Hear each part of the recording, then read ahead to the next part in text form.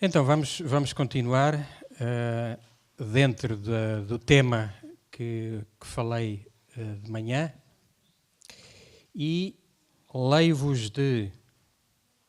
dos Atos dos Apóstolos, capítulo 3, a partir do versículo 19. Atos 3, 19. E, portanto, isto é São Pedro que fala.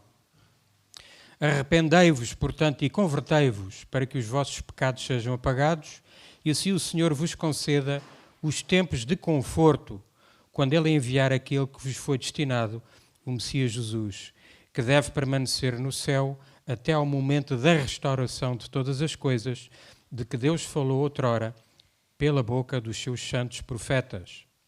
Moisés disse, : o Senhor Deus suscitar-vos-á um profeta como eu, dentre os vossos irmãos. Escutá-lo-eis em tudo quanto vos disser. Quem não escutar esse profeta será exterminado do meio do povo. E, por outro lado, todos os profetas que falaram desde Samuel anunciaram igualmente estes dias. Vós, eu, sois os filhos dos profetas e da aliança que Deus concluiu com os vossos pais quando disse a Abraão: na tua descendência serão abençoadas todas as famílias da terra. Foi primeiramente para vós que Deus suscitou o seu servo e o enviou para vos abençoar e para se afastar cada um de vós das suas más ações. Portanto, isto é São Pedro que faz uma exortação à nossa conversão. Depois, em Mateus, capítulo 4, o título desta parte do Evangelho é o Ministério na Galileia e início da pregação, portanto, início de pregação de Nosso Senhor Jesus Cristo. E diz assim: tendo ouvido dizer que João, portanto João Batista, fora preso, Jesus retirou-se para a Galileia. Depois, abandonando Nazaré, foi habitar em Cafarnaum, cidade situada à beira-mar, na região de Zabulão e Neftali, para que se cumprisse o que o profeta Isaías anunciara. E o que é que o profeta Isaías tinha dito? Terra de Zabulão e Neftali, caminho do mar, região de além do Jordão, Galileia dos gentios. O povo que jazia nas trevas viu uma grande luz, e aos que jaziam na sombria região da morte surgiu uma luz. A partir desse momento, Jesus começou a pregar, dizendo: convertei-vos, porque está próximo o reino do céu. Portanto, a mensagem é sempre a mesma. Arrependei-vos e convertei-vos. Quem é que já ouviu falar numa coisa que se chama os novíssimos?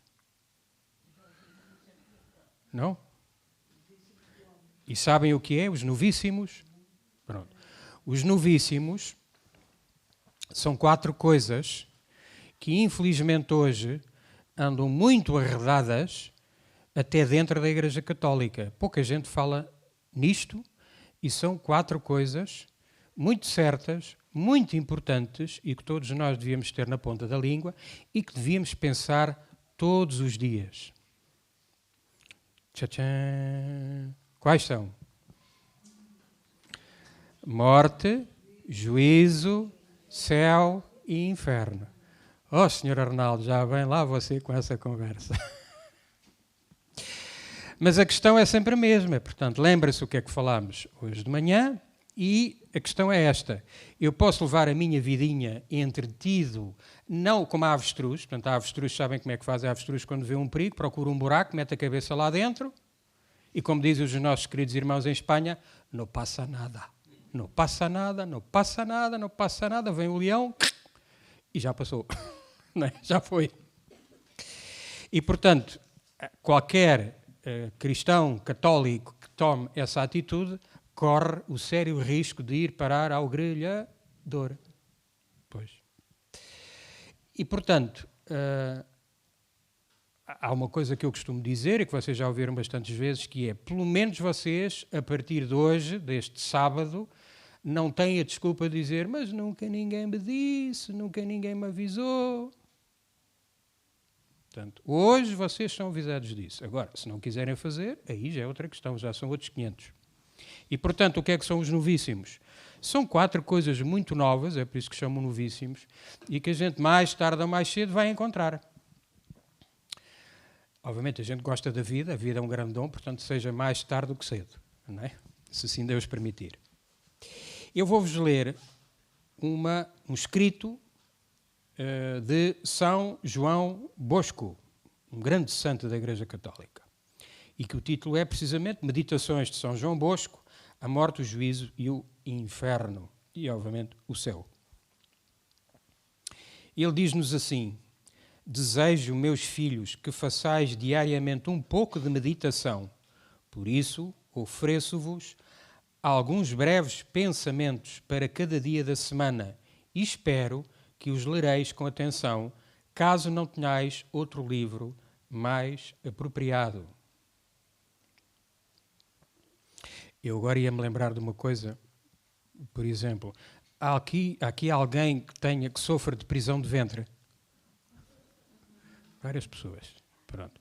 Então eu aconselho que leiam este escrito. Ele está na internet, pode ser que vos dê uma dor de barriga. Não é? Porque dá que pensar, vocês vão ver que dá que pensar. Então ele continua assim. Depois de vos teres ajoelhado, dizei: meu Deus, arrependo-me de todo o coração por vos ter ofendido. Peço-vos a graça de compreender as verdades que vou meditar e de me inflamar de amor por vós. Virgem Santíssima, Mãe de Jesus, rogai por mim. A morte. Primeiro ponto. A morte consiste na separação da alma e do corpo, ficando completamente abandonadas todas as coisas deste mundo. Considera, meu filho, que a tua alma deve necessariamente separar-se do corpo, mas não sabes quando, nem onde, nem como te surpreenderá essa separação. Não sabes se ela te apanhará na cama, no trabalho, na rua ou noutro lugar. A ruptura de uma veia, uma infecção pulmonar, uma febre, um ferimento, um tombo, um terremoto, um raio, são suficientes para te tirar a vida. E isto pode acontecer dentro de um ano, de um mês, de uma semana, de uma hora, ou talvez mal acabes de ler esta página. Portanto, eu não vou ler isto até ao fim. Ó, Sr. Arnaldo, isso é superstição. Confia, meu filho. Portanto, se vocês me virem, quando isto chegar mais ao fim, se o Arnaldo começar a suar, já sabem o que é. Mas eu confio, Senhor, eu confio, entrego nas tuas mãos. Muito bem, então vamos lá, com coragem. Quando estavam bem à noite, quando se deitaram, e foram encontrados mortos no dia seguinte, quantos atacados da apoplexia morreram rapidamente? E para onde foram depois? Se estavam na graça de Deus, felizes deles, são eternamente felizes. Se estavam no pecado, serão atormentados para todo o sempre. E tu, meu filho, se morresses neste momento, o que seria da tua alma? Infeliz de ti se não estás preparado, porque o que não está pronto para morrer bem hoje corre grande risco de morrer mal.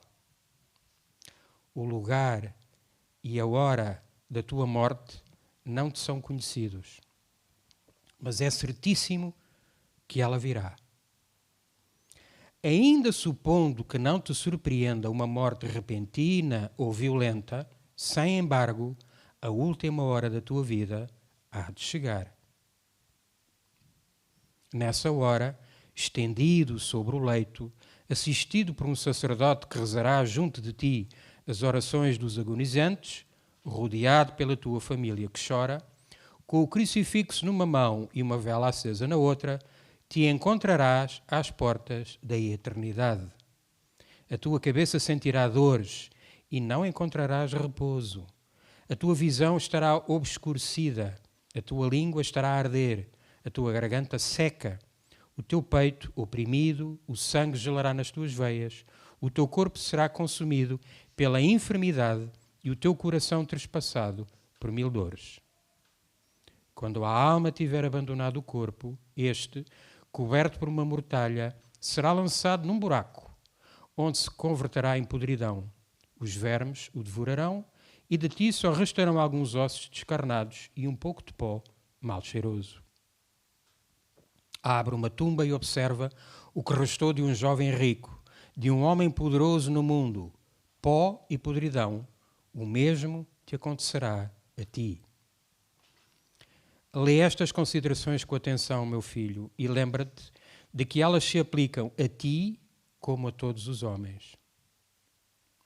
Agora o demónio, para te induzir a pecar, esforça-se por te distrair deste pensamento, por encobrir e escusar a culpa, dizendo-te que não há grande mal em tal prazer, em tal desobediência, em faltar à missa ao domingo, mas no momento da morte te fará conhecer a gravidade das tuas faltas e as representará a todas vivamente diante de ti. Que farás tu naquele terrível instante, desgraçado de quem então se encontra em pecado mortal? Considera também que do momento da morte depende a tua felicidade ou desgraça eterna. Estando para dar o último suspiro e à luz daquela última chama, quantas coisas veremos. A Igreja acende 2 velas por nós, uma no nosso batismo, a outra na hora da nossa morte. A primeira para nos mostrar os preceitos da lei de Deus que devemos observar. A segunda, no transe da nossa morte, para examinarmos se os observamos corretamente. Por isso, meu filho, à claridade daquela última luz verás se amastes a Deus durante a tua vida ou se o desprezaste, se respeitaste o seu santo nome ou se o ofendeste com blasfémias. Verás as festas que profanaste, as missas que não ouviste, as desobediências aos teus superiores, os escândalos que destes aos teus companheiros. Verás aquela soberba e aquele orgulho que te enganaram. Verás tudo isso. Mas, ó meu Deus, tudo aquilo verás no momento em que se abre diante de ti o caminho da eternidade, momento do qual depende a eternidade inteira. Sim, daquele momento depende uma eternidade de glória ou de tormentos. Compreendes bem o que te estou a dizer? Daquele momento depende para ti o paraíso ou o inferno. O ser para sempre feliz ou desgraçado. Para sempre filho de Deus ou escravo do demónio. Para sempre gozar com os anjos e santos no céu ou gemer e arder para todo o sempre com os condenados no inferno. Teme muito pela tua alma e reflete que de uma vida santa e boa dependem a boa morte e a eterna glória. Sem perda de tempo, põe em ordem a tua consciência com uma boa confissão, prometendo ao Senhor perdoar aos teus inimigos, reparar os escândalos que deste, ser mais obediente, não perder mais o tempo, santificar os dias consagrados a Deus, cumprir os deveres do teu estado. E desde já, lançando-te aos pés de Jesus, diz-lhe: meu Senhor e meu Deus, desde agora me converto a vós, amo-vos e quero-vos amar e servir até à morte. Virgem Santíssima, minha Mãe, ajudai-me naquele momento terrível. Jesus, Maria e José, que minha alma expire em paz nos vossos braços. Depois, São João Bosco diz-nos sobre o juízo, o julgamento. É a sentença que o Salvador pronunciará no final da nossa vida, sentença com a qual será fixada a sorte de cada um de nós por toda a eternidade. Quando tiver saído do corpo, a alma comparecerá imediatamente diante do divino juiz. Esse encontro é terrível para o pecador, porque assim a alma se apresenta sozinha diante de um Deus ao qual desprezou e ofendeu, de um Deus que conhece até ao último pensamento do seu coração. quem nos acompanhará naquele momento? Nada levaremos deste mundo, senão o bem ou o mal que tivermos feitos. Sejam bons, sejam maus. Não haverá desculpas nem pretextos. Santo Agostinho, falando daquele terrível instante, exprime-se assim: ó mortal, quando compareceres diante do Criador para seres julgado, tu te encontrarás diante de um juiz cheio de indignação. Os teus pecados te acusarão. Os demónios estarão prontos a executar a sentença. Dentro de ti mesmo terás a consciência que te agita e te atormenta. E a teus pés o inferno estará aberto para te engolir. Em tal aflição, para onde irás? Para onde fugirás? Por outro lado, ditoso de ti, meu filho, se procedeste bem durante a tua vida. Depois, o divino juiz abrirá o livro das consciências e dará início ao exame. Quem és tu? Te perguntará o juiz inapelável. Sou um cristão? Bem, se és cristão, verei se te comportaste como tal. Então começará a recordar-te das promessas feitas no batismo, pelas quais renunciaste ao demónio, ao mundo e à carne.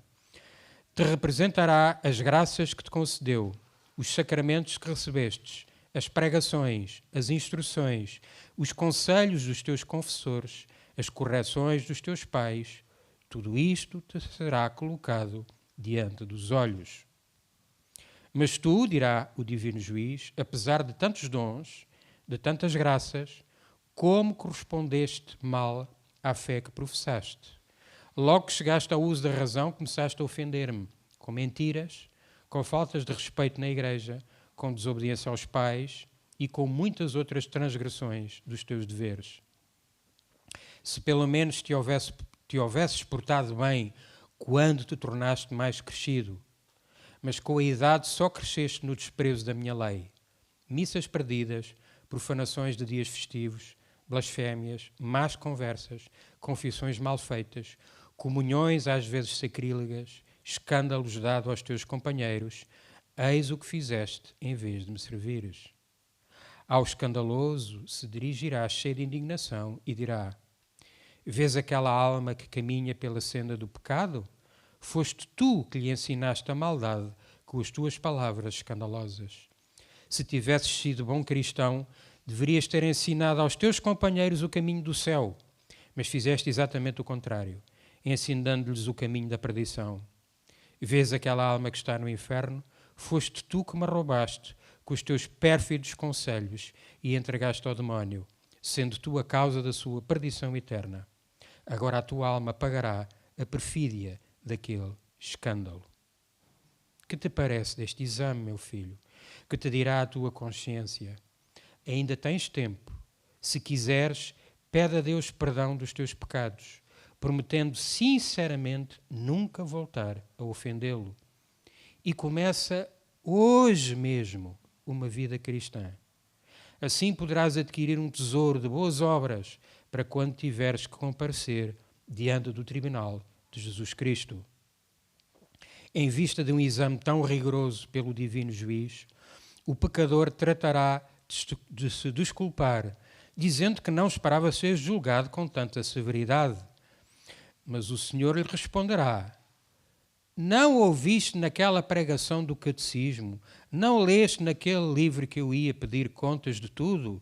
Não ouviste o Arnaldo naquele sábado? Isto ele não disse, mas eu digo.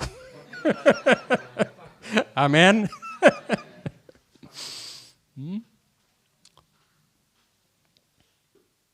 O desgraçado lembrar-se-á então da misericórdia divina, mas já não haverá misericórdia para ele, porque não merece misericórdia quem por tanto tempo abusou dela. Com a morte acabou o tempo da misericórdia. A alma lembrar-se-á dos anjos, dos santos, de Maria Santíssima, mas ela, em nome de todos, dirá: queres agora a minha proteção? Não me quiseste por mãe durante toda a tua vida. Agora também não te quero mais por filho, já não te conheço.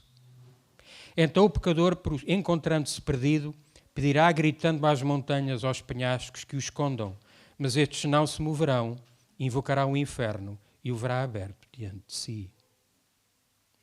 Nesse mesmo momento o juiz inexorável proferirá a terrível sentença. Vai-te, filho infiel, afasta-te de mim. O meu Pai Celestial te amaldiçoa, eu também te amaldiçoo. Vai-te para o fogo eterno, a gemer e a penar no inferno, com os demónios por toda a eternidade. Aquela alma desgraçada, antes de se afastar para sempre do seu Deus, voltará uma última vez a olhar para o céu e, no cúmulo do desespero, exclamará: adeus, companheiros, adeus, amigos, que habitais no reino da glória. Adeus, pai, mãe, irmão, irmãs. Vós gozareis eternamente e eu serei para sempre atormentado. Adeus. Anjos da minha guarda, anjos e santos do paraíso, nunca vos verei. Adeus, meu Salvador, cruz santa, sangue divino, derramado inutilmente por mim. Neste momento deixo de ser filho de Deus para ser no inferno, escravo do demónio.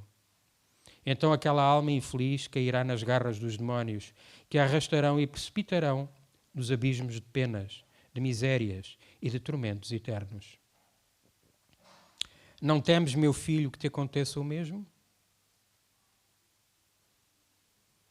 Por amor de Jesus e Maria, prepara-te com boas obras para merecer uma sentença favorável. Lembra-te de que quanto mais é espantosa a sentença proferida contra o pecador, tanto mais consoladoras serão as palavras de Jesus para o homem que tenha vivido cristamente. Vem tomar posse da glória que te preparei. Tu me serviste com fidelidade no breve tempo da tua vida. Agora serás eternamente feliz. Entra no gozo do teu Senhor. Meu Jesus, concedei-me a graça de ser do número desses bem-aventurados. Virgem Santíssima, ajudai-me, protegei-me na vida e na morte, e especialmente quando me apresentar no tribunal do vosso Divino Filho para ser julgado. São João Bosco fala-nos agora do inferno. O inferno é um local destinado pela justiça divina para castigar com suplícios eternos os que morrem em pecado mortal.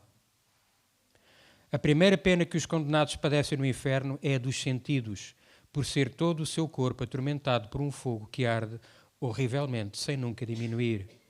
Este fogo penetrará pelos olhos, pela boca e por todo o corpo, e cada um dos sentidos padecerá de uma pena especial. Os olhos ficarão obscurecidos pelo fumo e pelas trevas, e aterrorizados ao ver os demónios e os outros condenados. Os ouvidos não ouvirão incessantemente senão gritos, uivos, prantos e blasfémias. Quem é que já aqui ouviu um grito, daqueles gritos que arrepia às vezes nos retiros? Quem é que já ouviu? A gente não esquece, pois não? O olfato será atormentado com o mau cheiro do enxofre e betume ardentes que o sufocará. A boca sofrerá sede ardentíssima e padecerá uma fome canina. Sofrerão fome como os cães, diz o Salmo 58. Deus permitiu que o rico Epulão, no meio daqueles tormentos, dirigisse um olhar a Lázaro, pedindo por misericórdia uma gota de água para aliviar o ardor que o consumia, mas até esta lhe foi negada.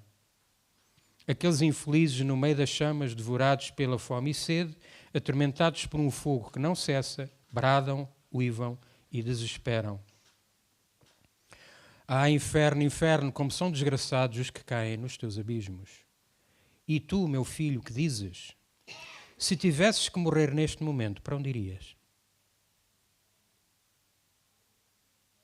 Se não podes suportar agora a ligeira chama de uma vela na mão, como poderás sofrer aquelas chamas por toda a eternidade? Considera, por outro lado, meu filho, o remorso que sentirá a consciência dos condenados. A sua memória, entendimento e vontade padecerão terrivelmente tormentos. Recordarão continuamente o motivo por que se perderam, isto é, por terem querido satisfazer uma paixão qualquer, e este pensamento será para eles um verme roedor que nunca morrerá. Pensarão no tempo que Deus lhe tinha concedido para se salvar da perdição, nos bons exemplos dos seus companheiros, nos propósitos feitos e não postos em prática. Eu vou repetir. Pensarão no tempo que Deus lhe tinha concedido para se salvar da perdição, nos bons exemplos dos seus companheiros, nos propósitos feitos e não postos em prática. Pensarão nas pregações ouvidas. Pensarão nas pregações ouvidas. Amém. Nos conselhos dos seus confessores, nas boas inspirações para deixar o pecado, e vendo que já não há remédio, lançarão-os desesperados. A vontade nunca terá nada do que deseja, sofrendo, pelo contrário, todos os males. O entendimento conhecerá um bem imenso que perdeu. A alma separada do corpo e apresentada diante do divino tribunal, entreviu a beleza de Deus, conheceu a sua bondade, contemplou por um instante o esplendor do paraíso, terá ouvido talvez os dulcíssimos e harmoniosos cantos dos anjos bem-aventurados, mas que dor, vendo que tudo isto lhe é arrebatado para sempre. Que horrorosos tormentos, quem poderá suportá-los? Meu filho, que agora não te preocupas em perder a Deus e o paraíso. Esperas por acaso conhecer a tua cegueira quando tantos companheiros teus, mais ignorantes e mais pobres do que tu, estiverem gloriosos e triunfantes no reino dos céus, e tu estiveres maldito por Deus e lançado fora daquela pátria bem-aventurada, do gozo de Deus, da companhia da Virgem Santíssima e dos santos? Decide, pois, a servir ao Senhor e faz penitência. Não aguardes para quando não haja mais tempo. Entrega-te a Deus. Quem sabe se esta meditação não será o teu último convite da graça. Se não lhe correspondes, tu dispões a que Deus te abandone e te deixe cair nos eternos suplícios. Senhor, livrai-me das penas do inferno. Amém. E já me safei. Não foi desta ainda. Já acabou? Amém. Portanto, isto é de um livro, O Jovem Instruído, de São João Bosco. E eu, enquanto lia isto,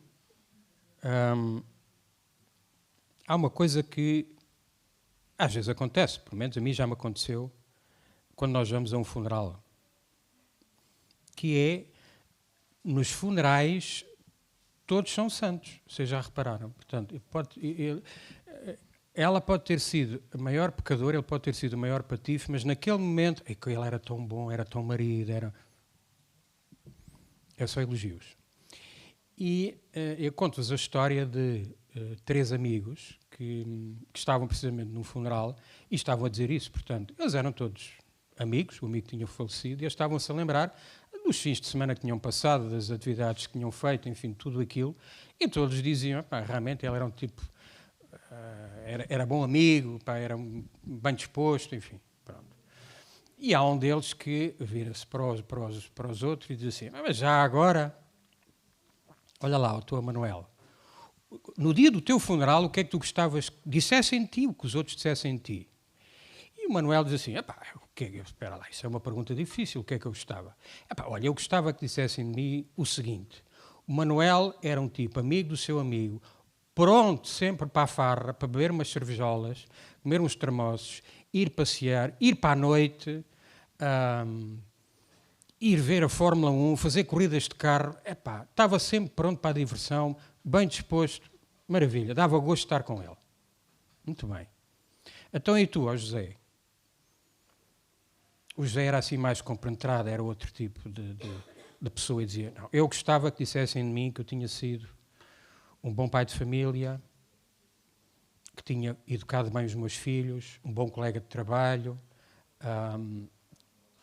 era um exemplo de um homem que veio de um meio mais pobre, com menos instrução, mas que, com a sua perseverança, conseguiu construir a sua vida. É isso que eu gostava que dissessem de mim. E depois ele vira-se para o outro, portanto, eles eram 4, havia mais um, que se chamava Arnaldo também, e perguntaram, então, mas Arnaldo, o que é que tu gostavas que dissessem no dia da tua morte? E ele pensou, mas qualquer coisa, o que é que tu gostavas? Eu só te disse, não, eu já sei o que é que eu gostava que dissessem no dia da minha morte. Olha, está-se a mexer.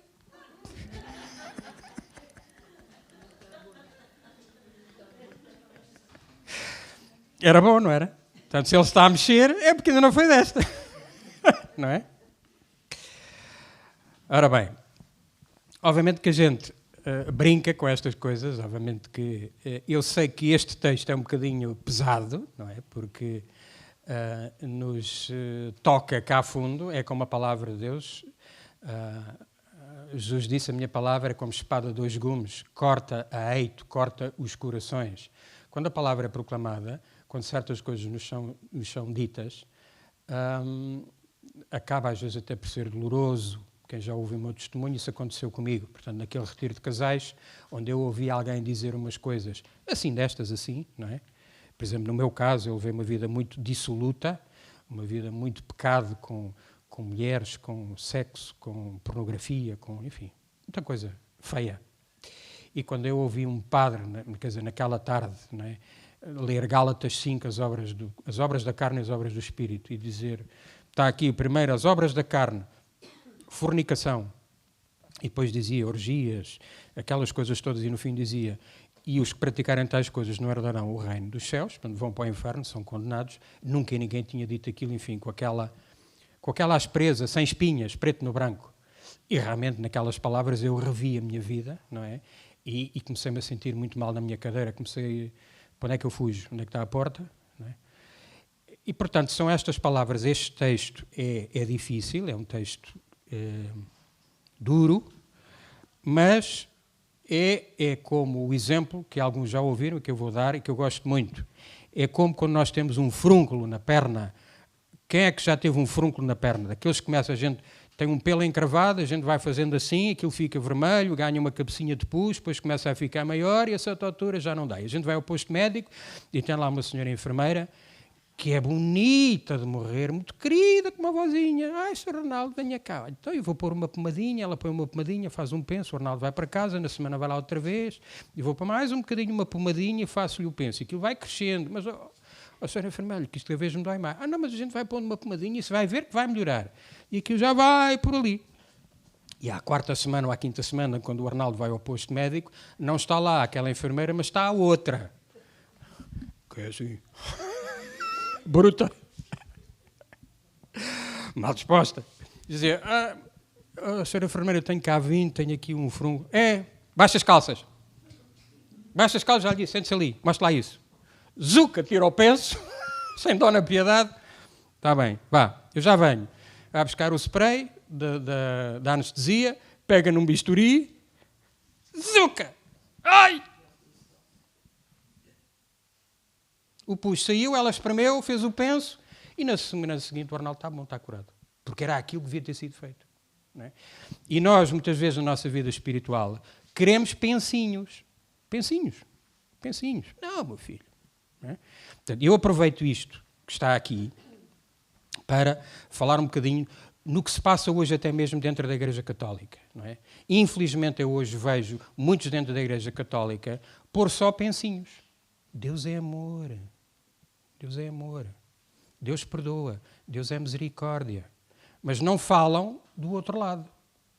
Nossa Senhora, que é a criatura mais amorosa, mais querida que há à face da terra, mostrou o inferno aos pastorinhos em Fátima.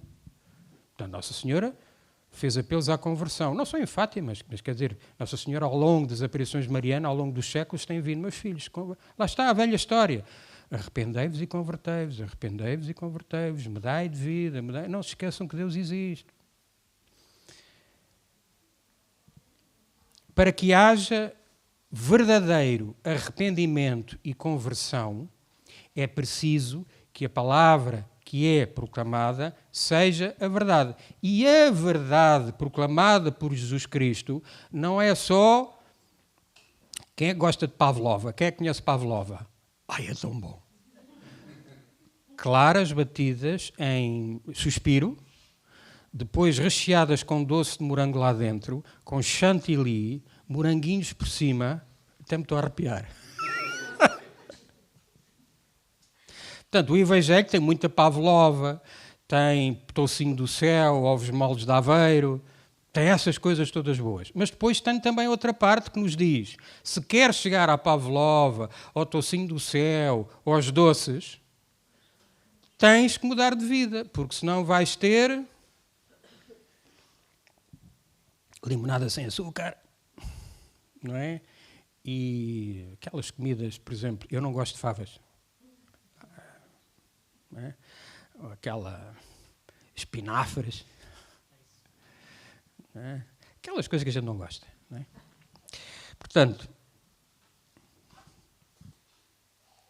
porquê que eu muitas vezes falo nestas coisas? Porque eu vejo muitas vezes que, hoje mesmo dentro da Igreja Católica, muitas vezes a conversa é um bocadinho posta à volta do açúcar, do açúcar, do açúcar. E dou-vos um exemplo. Obviamente, eu dou-vos estes exemplos para quê? Porque, conforme eu dizia de manhã, nós hoje temos a responsabilidade, como cristãos católicos, não tratar só da salvação da nossa alma, mas Jesus conta com cada um de nós. O Senhor Padre disse-o aqui na igreja, na missa, nós somos igreja. Portanto, nós não devemos pôr nesta situação, eu vou portar-me bem, porque quero salvar a minha alma, não quero ir para o inferno, obviamente quero ajudar a salvar os que são meus, porque eu gosto deles. Depois o resto, cada um trata de si. Marcos 16,15. Ide e proclamai a boa nova, o Evangelho a toda a criatura. E isto não é só para os padres e para os bispos e para o Papa. É para cada um de nós. Cada um de nós, o Senhor espera, como discípulo, que anuncie o reino de Deus e que ajude a salvar almas. E para nós fazermos isto, conforme eu já disse, é preciso que tenhamos plena consciência do que é a verdade proclamada. E agora vou fazer aqui um pequenino parênteses. Só há uma verdade. Nosso Senhor, quando disse eu sou o caminho, a verdade e a vida, não disse eu sou um dos caminhos, uma das verdades, que depois dá acesso à vida eterna. Ele disse eu sou o caminho, a verdade e a vida, só por mim se vai ao Pai. Quem é este Pai? É Deus Pai, Criador do universo, de todas as coisas. E hoje, mesmo dentro da Igreja Católica, infelizmente, e a mim me custa muito dizer isto, há gente com responsabilidade e grande responsabilidade dentro da Igreja Católica que afirma, mais explicitamente ou menos, ou de uma forma implícita, ou que deixa de dizer e não corrige quem diz isto, que coisas, por exemplo, que todas as religiões levam a Deus. E isto é uma heresia. Isto é uma heresia. É contra a verdade revelada. E, portanto, meus queridos irmãos, os tempos em que nós vivemos são tempos de grande confusão, são tempos em que a nossa era, este fim dos tempos, o fim da civilização ocidental, tal como nós a estamos a conhecer, está em declínio. Este tempo, o mundo teve vários tempos. O mundo teve, por exemplo, até Noé.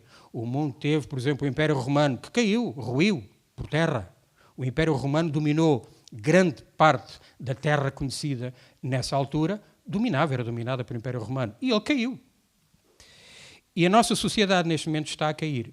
Nós temos vários sinais, quem estiver um bocadinho atento disto, verá que, economicamente, as guerras que estão a aparecer, a degradação moral que está a acontecer na nossa sociedade, tudo isso são sinais. Mas o maior sinal que nós temos, principalmente para nós cristãos católicos, é o estado da Igreja. A Igreja Católica nunca passou por uma crise tão grande de fé, falta de fé, heresia e apostasia. A Nossa Senhora disse, vereis bispos contra bispos, padres contra padres. Volto a dizer, quem estiver minimamente informado sobre estas coisas, verá coisas que são ditas por um bispo é assim, e do outro lado outro bispo dizer que não, que é assim, e que se pode fazer esta coisa e esta coisa e esta coisa. E dou-vos um exemplo muito claro. Obviamente que eu dou-vos estas coisas não para vocês ficarem tristes, não para provocar o escândalo, mas para vos avisar e para vos alertar e espicaçar a vossa vontade, para que vocês tenham um fogo dentro do vosso coração em defender Jesus e a sua verdade. Isto é essencial. Nosso Senhor diz numa das suas passagens, e quando o Filho do Homem regressar à terra na sua segunda vinda, encontrará fé sobre a terra?